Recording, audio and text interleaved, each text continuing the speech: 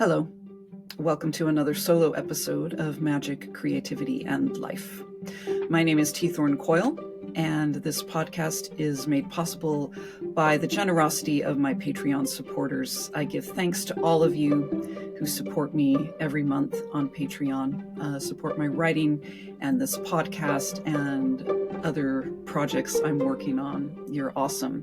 And if you're not yet a patron, feel free to join in at patreon.com/thorncoyle. In personal news, I am still writing the Stars of Power book, which is nonfiction based on the Pentacles. And I'm really finding this process of working on that book to be very rich and deep. And it's intriguing to me how much my relationship with these tools has shifted over the past 2 decades and how much I've integrated them into my daily, everyday life. And that really shifts my perspective on them, just having that longevity. So I'm really enjoying that, and I hope folks are going to enjoy that when it comes out in the fall as well. The Kickstarter for The Winding Road has one more week as I record this. It'll probably just be wrapping up or have just wrapped up as this podcast goes out. So I thank everyone who supported that as well. Now, this show is based upon a reading I did recently for the Portland Literary Arts. And I thought that would be a great topic. It's about creativity and the cosmos and our relationship from our creativity to the cosmos. And I thought it would be a really great thing to read here today. So I'm going to do some reading from it, maybe talk about the topic afterwards. We'll see what happens. But it's from my Sigil Magic book. And I just encourage you to listen and see how resonant it feels to you or not. So, creation and the cosmos. Not all acts of creation are magic, but all acts of magic are either creation or destruction. When we join magic with creation, we increase our power and our ability to see our intentions made manifest. Some people engage in acts of creation and destruction without consciousness.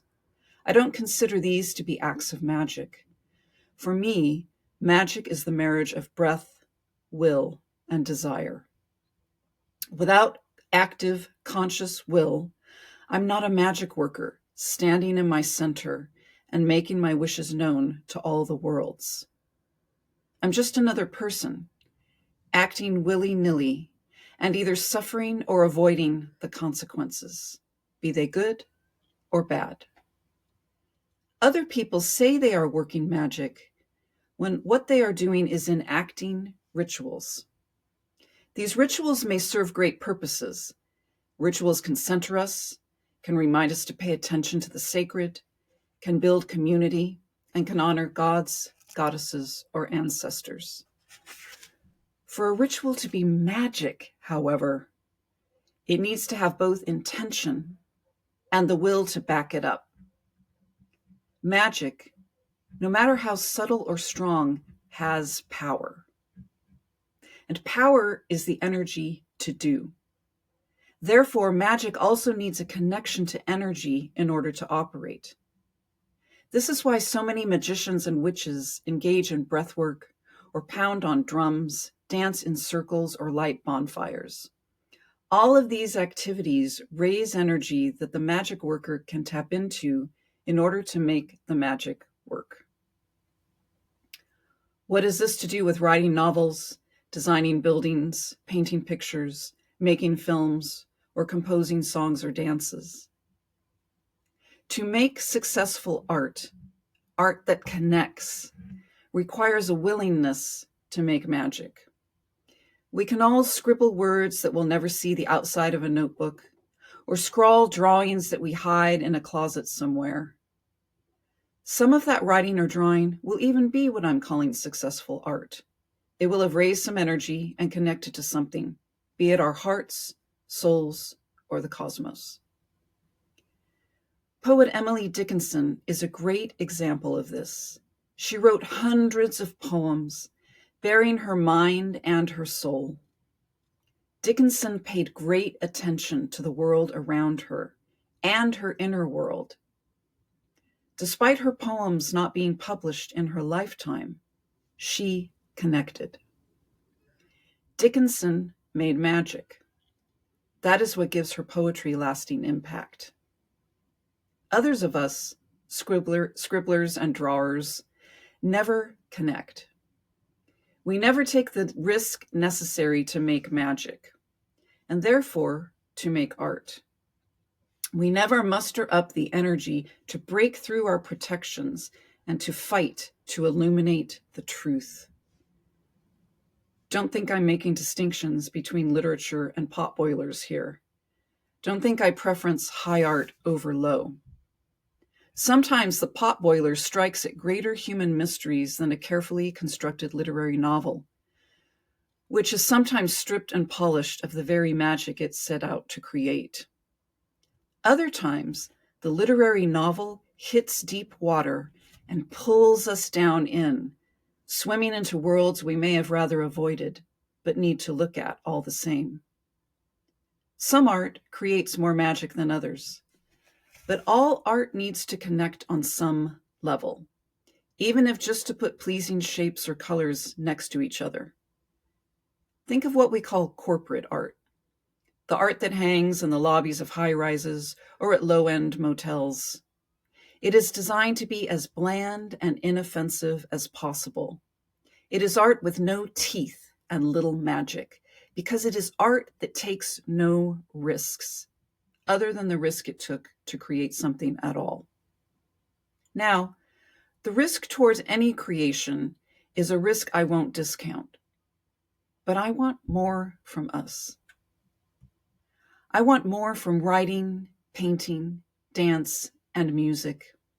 I want more from architecture. I want more from DJs and MCs. I grow weary of lack of vision and poor design.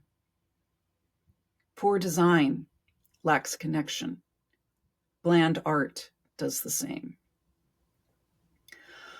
We are told to write what you know, not because we need to be faithful only to our lived experiences, but because we need to risk the knowledge that expands us.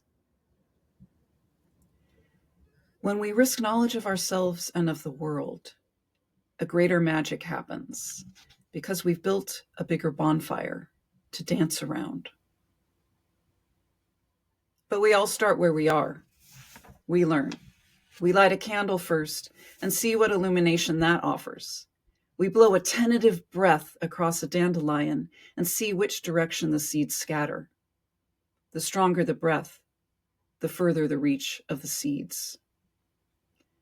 The more deeply we connect with our own hopes, fears, and desires, and the more broadly or pointedly we connect with the cosmos, the stronger our magic and the more potent our art. We live in times of great upheaval in the midst of the normal everyday.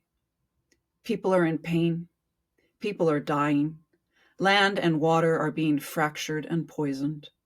Greed and inequity run whole countries and ruin many lives. In the midst of all this, how can we keep ourselves safe anymore? We cannot. As artists, it is our job to tell the truth. As artists, it is our job to create beauty.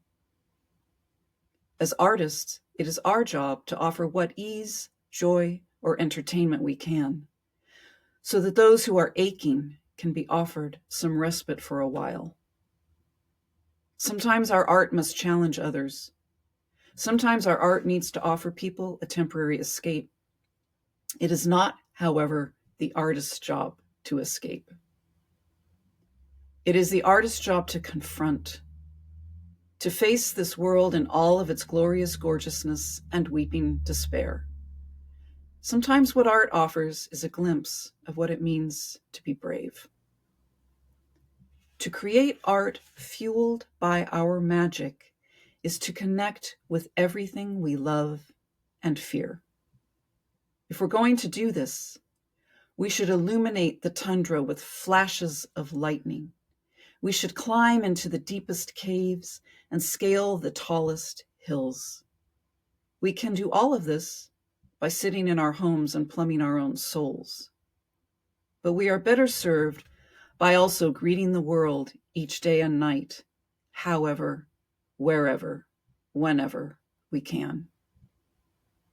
We should drink in as much as possible and let it fill us until we pour it out again. Sometimes, in order to create, we need to first destroy. We need to crumble our illusions. We need to blow up the ivory towers that keep us isolated, boring, and safe. Conscious destruction requires our presence and will just as much as conscious creation does. Conscious destruction carries its own magic.